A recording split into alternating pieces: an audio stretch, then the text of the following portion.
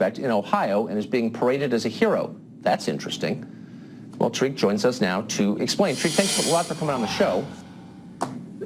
Thank you so much for having me, Tucker. Oh, of course. This struck me when I read it as a pretty cowardly thing for you to say for a bunch of reasons, but mostly because it's so imprecise. Okay. You don't spell out what you mean. You say that that's interesting. Why is that interesting? Would it have been better if this guy, the murderer, had continued to hack people with a butcher knife? Is that what you're saying? What are you saying? No, I'm saying, Tucker, what's cowardly is to make up a false narrative that I didn't say or even imply by saying that I was not impressed or I was dissatisfied with the police's work.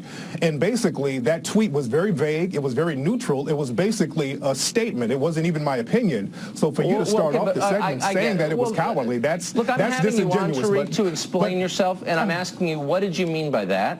Is the guy, and I'll be glad to do that. Who shot this guy a hero, or isn't he? I'll be glad to answer that, but I don't want to do the false narrative thing because that's just very disingenuous, and I like to bring truth to power. The question. Now, let me explain what I meant. Yeah. No, I didn't think that the guy was wrong for what he did. The guy was a hero. The comment wasn't meant to racialize the actual shooting and the event itself.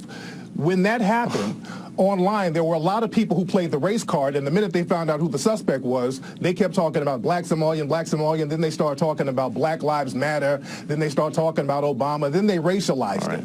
So, that's normal. I'm sorry, there's only so much I can take. I spent all afternoon listening to your podcast, which is the most racialized thing I think I've ever listened to in my life. And not which is not true. Which is not true. Let me say this. You sent a series of tweets here noting the race and the nationality of the terrorist, and you also put quotes around the word terrorist. If you drive your car through a crowd of people and murder someone with a knife, are you not a terrorist? Why did you put quotes around? I didn't say that the man. I didn't say that the man wasn't a terrorist. Tucker, are you going to say anything honest before we get the interview started, or it's just going to be a bunch of projections of your suspected white supremacist views? The word terrorist. Okay. Because I don't know if I didn't know if the guy was a terrorist or not. I didn't know if he was a suspect. I didn't know if that was the only suspect. So I didn't have all the facts. I wanted to wait for all the facts to come in before I labeled people, which is what you should do. Okay. If someone drives his car through a crowd of people, here's what we knew from the first moment this happened. A guy drove his car through a crowd of people, intentionally hitting them, and then he attacked one of them with a knife. What else do you need to know in order to conclude that man is committing an act of terrorism? What's the missing piece there for you?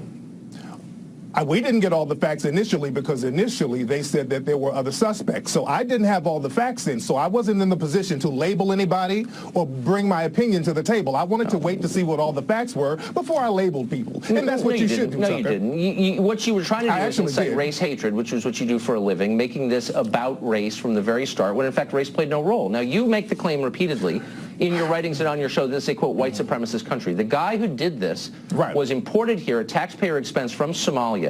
He was living, I believe, entirely on taxpayer expense. It was government-subsidized education at Ohio State.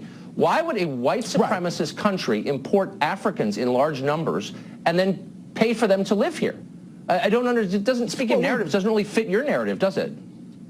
So we don't live in a system of complete white supremacy? Everybody's lying, Tucker? Huh. So the overwhelming majority of immigrants to this country are non-white. Why would a white supremacist country import massive numbers of non-white immigrants? Not to blow your mind, when you say non-white, I mean, there's Hispanic people who you say are non-white, but they're labeled as white. There are a lot of people who are classified as white that you say are non-white. So you play this racialized game. So who's non-white and who's white? Okay, good. I guess the point I'm making is that it's not 1955. It's a totally different country from the one you seem to be addressing on Twitter and in your podcast. Then answer this. How is it different, sir? In your tweet, it's different in this way. It is an entirely multi-ethnic country. It's not just black people and white people, one oppressing the other. It's a much more complicated landscape, as you may have noticed if you go outside. And so when you tweet out that this is a story of a white man killing a black man, that is misleading. That's not at all what happened. There was no racial motive that we know of here, and you're implying there was. I didn't say there was a racial motive. Because it serves your financial... Well, of course you did. You said that white officer shot a black Somali suspect. Tucker, This is Fox News. You guys are the race casino. Forget about the race card. You play the race casino. Right. So it's very hypocritical for me to specify the race of a suspect and a police officer, and that is supposed to be some kind of problem when you guys do it all the time and arbitrarily blame black people for everything negative in this country. Here, I'm not even going to rise to the bait. Let me just say that I think when normal people, and I'm excluding you from that category, watched what happened yesterday. They didn't see the race of the terrorist or the race of the cop. They saw an American stopping a lunatic from murdering more people on a college campus. So why did your white supremacist colleagues make it racial? So why did they make it racial? Why did so many people in the right? How did they make it racial? I don't know one person on any network who looked at this and said, here you have a white man killing a black man. They said, here you have a police officer, representative of order, black stopping a mass murder from continuing. So was it Black Lives Matter fault? You guys always seem to blame Black Lives Matter, and Black Lives Matter is any black person you choose to make Black Lives Matter. So right, okay, I'm following. I'm missing the thread of your argument, but I think you've made your you're not point. Missing it. Yeah, you got it. You're a smart guy. Suspected white supremacists are very smart, so you got it. Right. Thanks for joining us. I appreciate it.